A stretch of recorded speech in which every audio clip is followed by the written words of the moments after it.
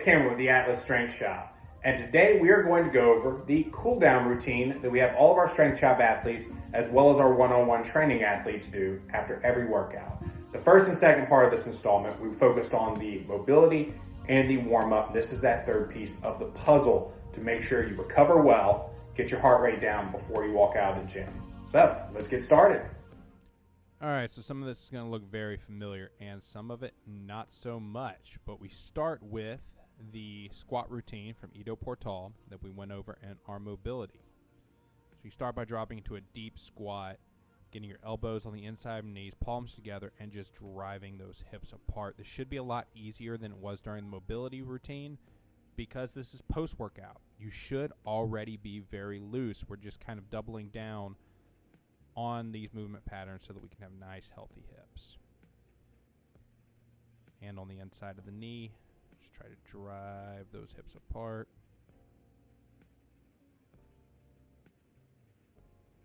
I did not film this post-workout. I filmed this first thing in the morning. And as a result, I'm feeling a little stiff.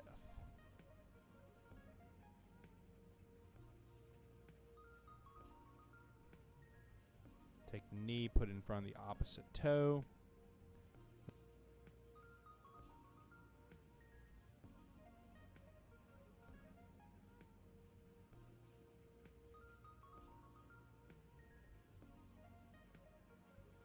Just keep ingraining that movement pattern.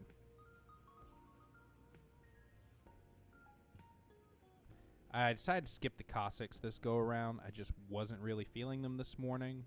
We've already done them in the mobility, so I decided to move on from that. Last but not least, shoot the hips up, open the knees, and sink a little bit deeper into that stretch.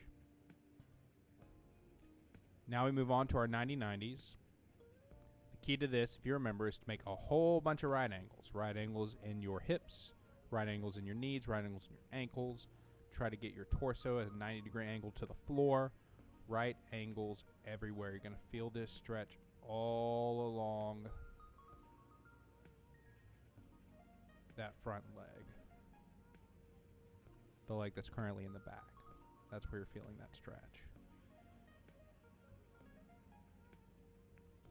But really, you feel them in both legs.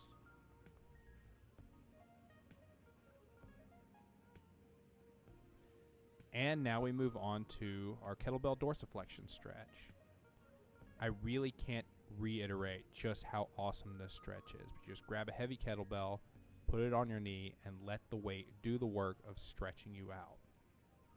Another thing I like to do is I like to drive into the kettlebell with my leg while pulling down on it with my arms. And then whenever I'm relaxed, I'm able to sink a little bit deeper. And we'll do the same thing with our pec muscles later on in this video. The nervous system's a cool thing.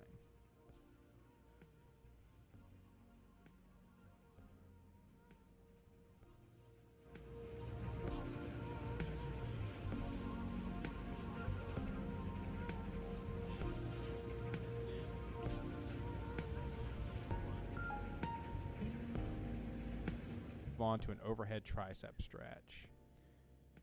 Very entry level stretch. You just get the hand into the small of your back, reach over, grab the elbow, and pull it across your body. It's going to stretch out your tricep as well as your lat.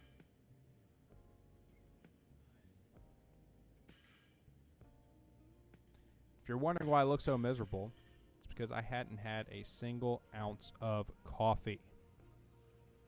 Next, we move on to Pigeon. You are going to feel this all along your leg and up through your glute. So the idea behind this is you want to get as flat to the ground as you can. Just do what your body will allow. Realistically, I am stiff as a board. I probably need to do these a lot more often than I am doing.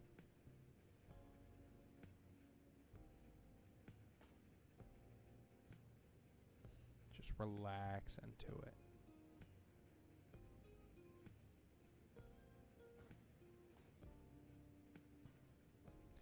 Next, we move on to a regression. If you can't get onto the ground like that, you just grab a box that's about hip height, and you do the same movement on that box.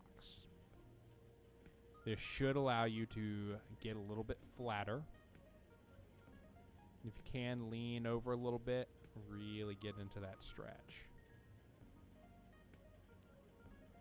During any of these, if I look like I'm really uncomfortable, it is because I am. I look uncomfortable for very good reason.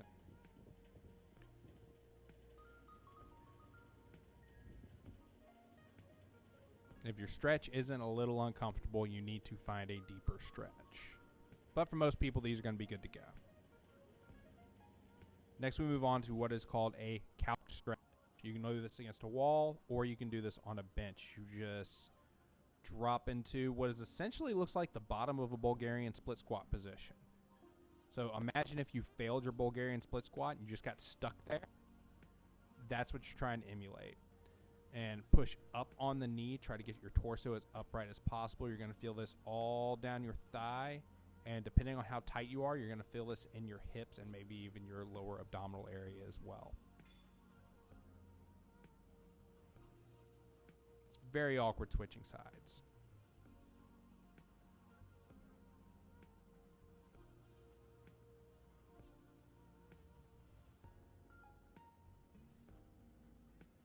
So after this, we're going to move to a rack, and we are going to stretch out our pecs. Form a 90-degree angle, get your forearm aligned with it. You're going to lean into that rack. Then you're going to contract your pec against that rack as though you're trying to fly the rack right off of the wall. Obviously, it's not going to move. Just press into it for a few seconds, and when you relax, you're able to sink deeper into that stretch. Because of the good old nervous system. The changes in the angle whenever I sink deeper in the stretch are almost imperceptible in the video. But I promise you, when you do this yourself, you're really going to feel that change as you open up more.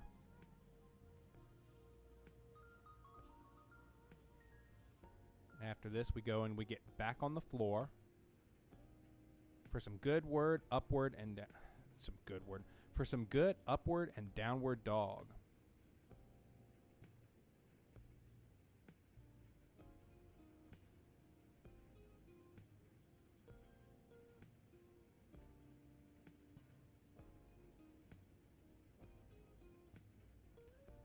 And then finally, admittedly, I learned this one today. This is one called the greatest stretch of all time.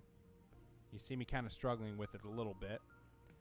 One of our coaches suggests we put this one on the board. If you can get deep enough to get that elbow on the ground, cool. If not, then this is a regressed version of it. I'm going to have to work on this one. You just get into a deep lunge, try to come in contact with the ground next to your foot, and you just move that arm in through the opening and then try to open your chest as much as you can.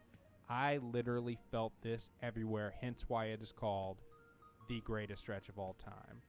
I don't know who came up with this first. I saw a guy from Squat University was doing this. I saw somebody from Golf Digest was doing this. I don't know who to credit for coming up with it originally or for naming it the greatest stretch of all time. All I know is that one of our coaches, Matt Cavalier, he said we need to throw this one up on the board, and I trust him. It is definitely a good stretch. Hurts though. So that's it for the video. If you followed along after your workout, hopefully you were nice and cooled down by now. If you liked it, what I want you to do is hit that like button and subscribe to our channel.